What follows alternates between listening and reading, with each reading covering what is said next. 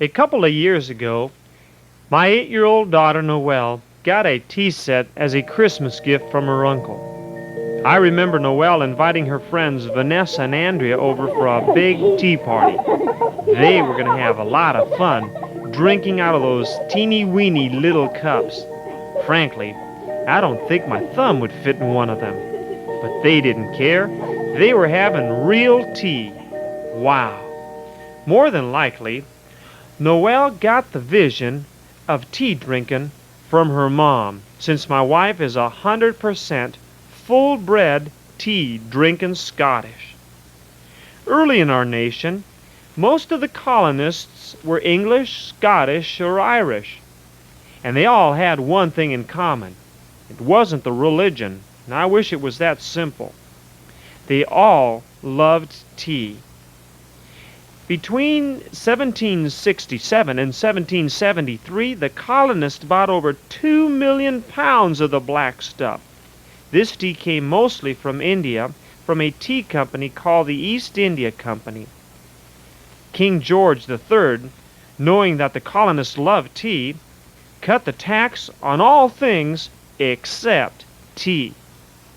England's King George thought for sure he had the colonists over a barrel, or should I say, over a cup of tea. Well, the king figured wrong. The colonists made one final protest to let England know once and for all that they didn't like unjust tax. The cold, dark night of December 16th, 1773, the colonists, along with their leader Samuel Adams, decided to have a giant tea party, but instead of fresh water, they were going to use seawater. A plan was made to dress up like Mohawk Indians and to climb aboard the docked tea ship and dump the tea chests overboard. The colonists came down to Boston Harbor, whooping and carrying on like wild Indians. Everybody knew that they weren't really Indians, but they fixed themselves up just enough so that nobody would recognize them. This was the most exciting party that they had ever had. Nobody got hurt, but by the time they were finished dumping the tea, 342 chests were floating in Boston Harbor. The fish also had the biggest tea party they ever had, too. After the party died down, everyone went home wondering what King George III would say now. It didn't take long to find out either.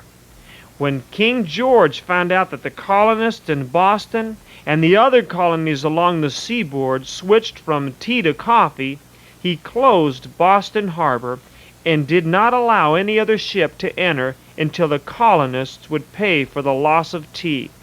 "I'll starve them out," he figured.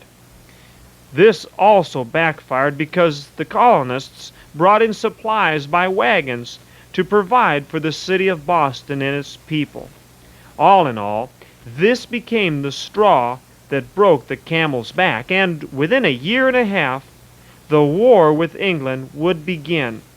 It would no longer be tea that was spilled, but blood. Well, friends, I can honestly say I don't like tea, but if tea's the strongest thing you'll ever drink, you'll make out all right. Unfortunately, many youth feel that they need to try drinking stronger stuff, like alcohol. I've never been drunk, and I don't like alcohol. You don't need to either. Let's read together what it does, and if you're like Little Bear, you'll have sense enough to stay away from the stuff. It says in Proverbs chapter 23, 29 and following, "Show me someone who drinks too much, or who has to try out fancy drinks, and I'll show you someone miserable and sorry for himself, always causing trouble, and always complaining. His eyes are bloodshot, and he has bruises that could have been avoided." Don't let wine tempt you, even though it's rich red and sparkles in the cup. It goes down smoothly. The next morning, You'll feel that you'd been beaten up or bitten by a poisonous snake. Weird sights will appear before your eyes, and you'll not be able to think or speak clearly. You'll feel that you are out on an ocean, seasick, swinging high up on the rigging of a tossing ship. I must have been hit, I'll say. Oh, I must have been beaten up. That sounds terrible, doesn't it? Just remember, next time you're tempted, don't drink alcohol. If you do, you'll be sober all your life and blessed of the Lord. Father, I pray these young people will have sense to stay away from alcohol. Bless their life. Show yourself strong in them and use them in a mighty way.